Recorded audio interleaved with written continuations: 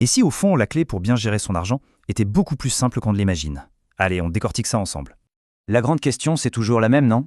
Par où commencer? Les actions? L'immobilier? Peut-être les cryptos?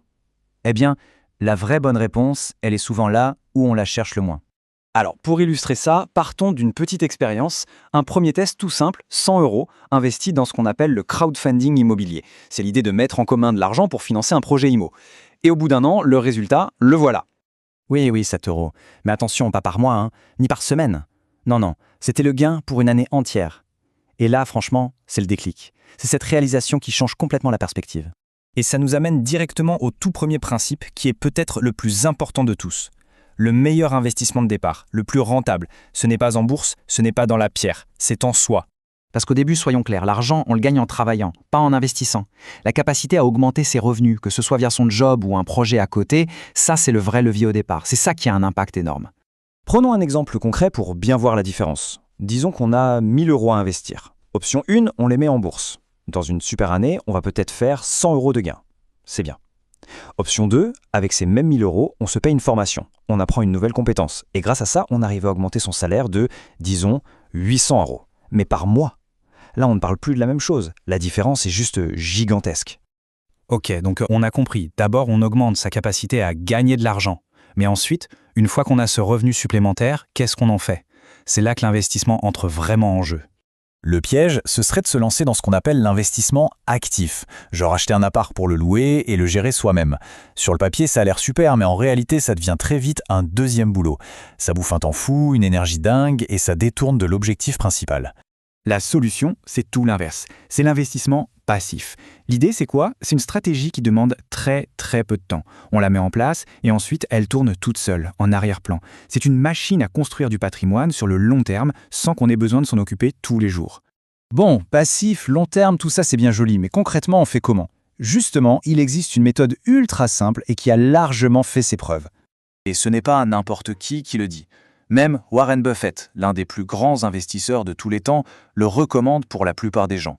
Il dit en gros que n'importe qui peut s'offrir une part de toute l'économie américaine grâce à un seul outil. Et cet outil, c'est le fonds indiciel. Alors, un fonds indiciel, qu'est-ce que c'est? C'est tout simple. Imaginez un grand panier qui contient automatiquement un petit bout de toutes les actions d'un marché. Par exemple, le fameux S&P 500, c'est un panier avec des morceaux des 500 plus grosses boîtes américaines. Et l'avantage de ce système est double, et il est énorme.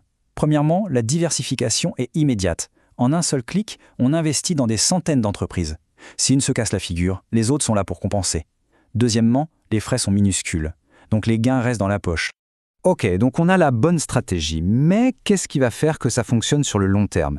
Quel est le moteur de tout ça? C'est là qu'on touche à un concept presque magique. On parle des intérêts composés, certains disent même que c'est la 8e merveille du monde. Le principe est simple, les intérêts qu'on gagne se mettent à gagner eux-mêmes des intérêts. C'est un effet boule de neige. Au début c'est lent, puis ça s'accélère et ça devient exponentiel. Regardez ce tableau, c'est super parlant. On part avec 100 euros. La première année, avec un rendement de 10%, on gagne 10 euros. Normal. On a donc 110 euros. Mais l'année d'après, les 10% sont calculés sur 110 euros, pas sur 100. Donc on gagne 11 euros. Ça n'a l'air de rien comme ça. Mais imaginez cette accélération sur 10, 20, 30 ans. C'est là que la vraie richesse se crée. Alors comment on fait pour en profiter au maximum? La meilleure méthode, c'est d'être régulier et discipliné. Et pour ça, il y a une technique qui s'appelle le DCA ou Dollar Cost Averaging. L'idée est d'une simplicité enfantine. On choisit une somme fixe, par exemple 100 euros, et on investit cette même somme de façon régulière, disons tous les mois. Et le point crucial, c'est qu'on n'y touche plus. On automatise le virement. Que la bourse monte ou qu'elle descende, tous les mois, les 100 euros sont investis. On lisse le risque et on enlève toute l'émotion de l'équation. Voilà, la stratégie, les outils, tout ça est finalement assez simple. Mais alors, où est le piège? Le vrai défi, en fait, il n'est pas technique.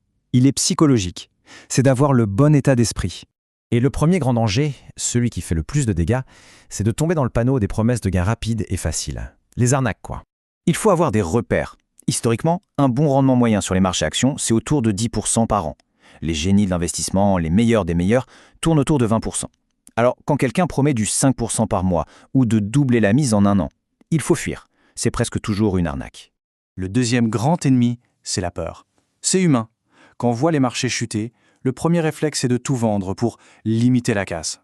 Sauf que c'est la pire erreur à faire. L'histoire nous montre que les marchés finissent toujours par remonter. Vendre en panique, c'est juste garantir sa perte. Et tout ça nous ramène à la question de départ. Qu'est-ce qu'on cherche vraiment?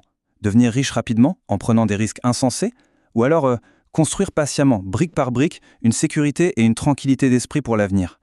Cette approche, ce n'est pas un sprint, c'est un marathon. Et au final, la sérénité financière, c'est peut-être ça le vrai jackpot.